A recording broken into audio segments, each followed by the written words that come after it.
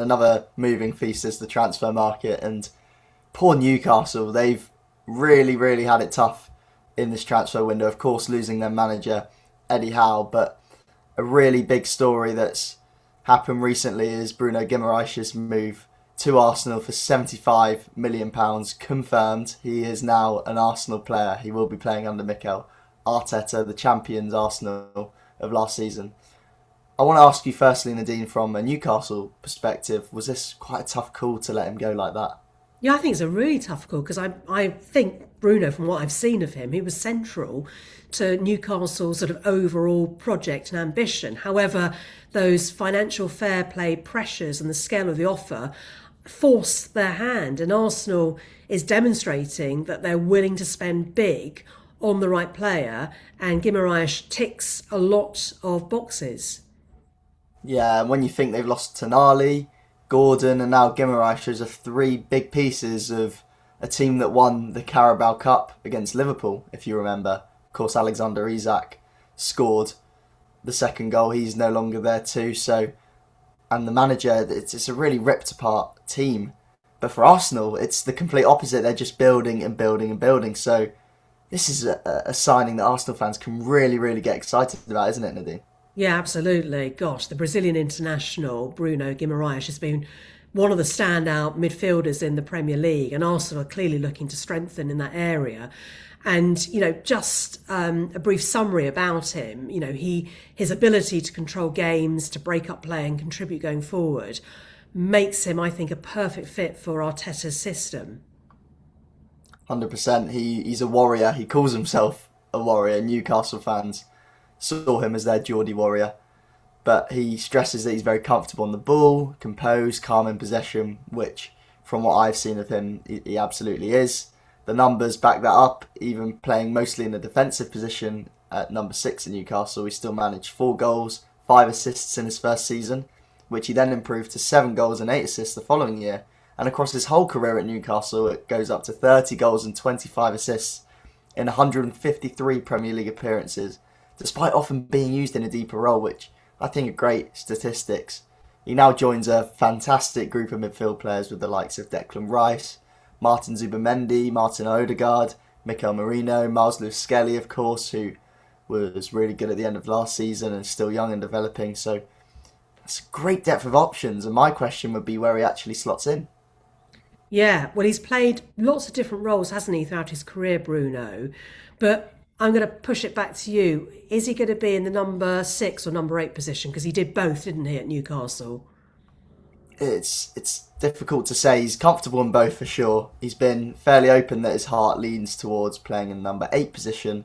Back in 2022, when Eddie Howe was using him as that deep-lying 6 at Newcastle, Bruno did say that although the number 8 role was his real preference, he understood that the 6 was what the team needed from him at the time. I would say in this Arsenal setup, though, that generally they'll play with 2 8s. I see Rice and Guimarães being the main 2 in that midfield, and then Zubimendi being a bit deeper. But of course, at the end of last season, that wasn't the case. Zubimendi was pushed to the bench. Lewis-Skelly played, Rice played, Odegaard played. So I could see a bit of rotation. I think it'll depend on the game.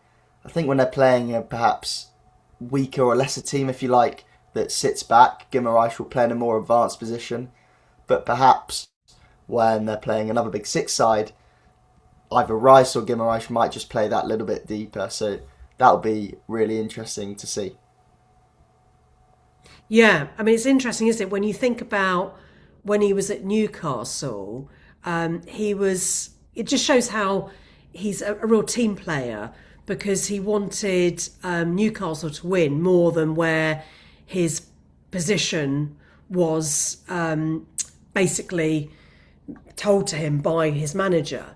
So I think he sacrificed his favourite role for the team, didn't he? Although once Tonali arrived, he took over the number 6 role, if I think I'm right. Yes. And then Bruno moved into his preferred number 8 spot.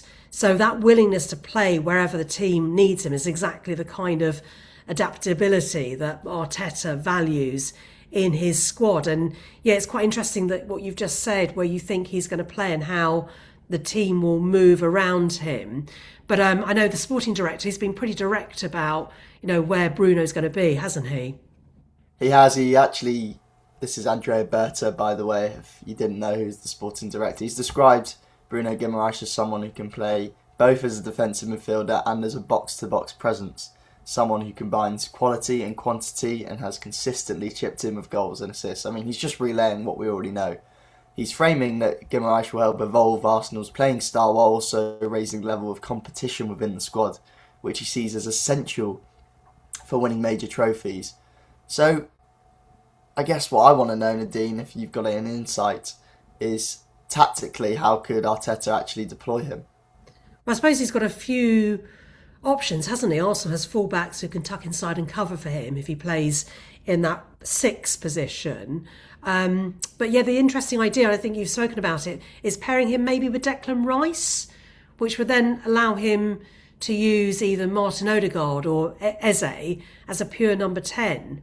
And I suppose if Rice needs a rest or is unavailable, Arteta even has the option of playing both Rice and Odegaard in the 8 position, with Bruno anchoring things at 6. I mean, does that make sense to you? Yeah. It certainly does. And Rice showed last season he can do a bit of everything in midfield. But last season, when you add up the midfield minutes, Arsenal was leaning far too heavily on Rice and Zubimendi, who both played more than 4,000 minutes. So bringing in someone of Guimarães' quality gives Arteta the genuine rotation options. You've got to remember the Champions League, of course, as well. You'd like to think that's going to be their priority this season. Of course, they want to defend their title.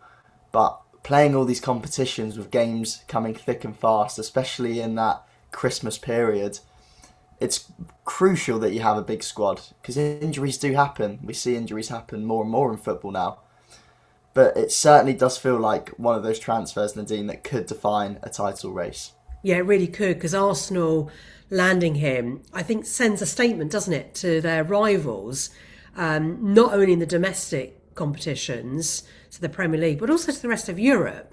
I'm just wondering, does that now change your opinion on Xabi Alonso's Chelsea being in the running to take the title? Because we thought Arsenal, obviously they did incredibly well last season, but you said in an earlier episode, was it the last one or the week before that Alonso and Chelsea, because of his style of play and the signings that he'd put his name to, could actually be title challengers. But would you change that opinion now that you know that Bruno is going to Arsenal?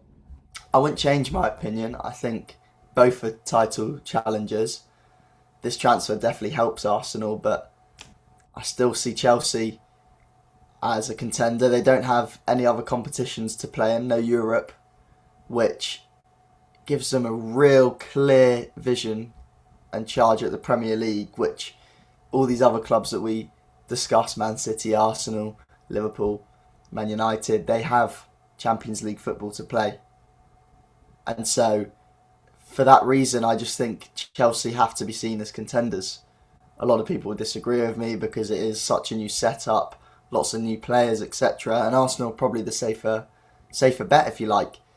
But I do like Chelsea, and I just think because they don't have that European football, they have a chance. But let's put that to one side for now.